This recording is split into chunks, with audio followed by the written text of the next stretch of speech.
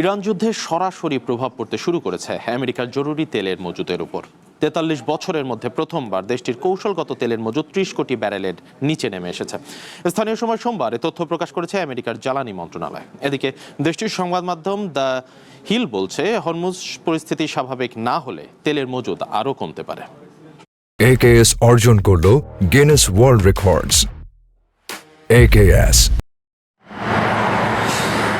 মধ্যপ্রাচ্যের সংঘাতের কারণে বিশ্বজুড়ে জ্বালানি সংকটের মধ্যেই উদ্বেগজনক তথ্য দিল আমেরিকার জ্বালানি মন্ত্রণালয়।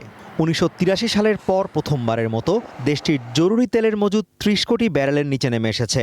স্ট্র্যাটেজিক পেট্রোলিয়াম রিজার্ভ ইনভেন্টরির তথ্য মতে শুক্রবার তেলের মজুত কমে ২৯.৮৭ কোটি ব্যারেলে দাঁড়ায়। তবে বিশ্লেষকরা বলছেন, এই ঘটনা অপ্রত্যাশিত নয়। মার্চে ট্রাম্প প্রশাসন মজুত থেকে ১৭.২ কোটি ব্যারেল তেল বাজারে ছাড়ার ঘোষণা দেয়। এই তেল পরবর্তী ১২০ দিনের মধ্যে ধাপে ধাপে ছাড়া হয়, আর এর ফলেই মজুত ৩০ কোটি ব্যারেলের নিচে নেমে আসে।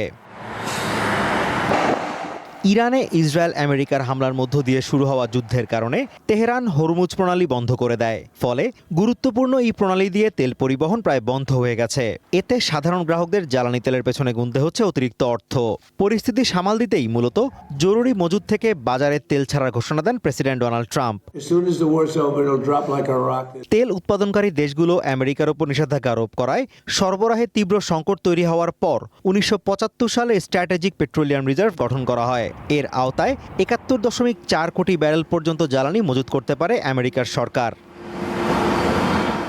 বিশ্লেষকরা বলছেন, হরমুজ পরিস্থিতি দ্রুত স্বাভাবিক না হলে আবারও এই মজুত থেকে তেল বাজারে ছাড়ার প্রয়োজন হতে পারে। আর এমনটি হলে এই মজুতের পরিমাণ আরও কিছুটা কমে যেতে পারে। Azimur Rashid Kanak, one international desk.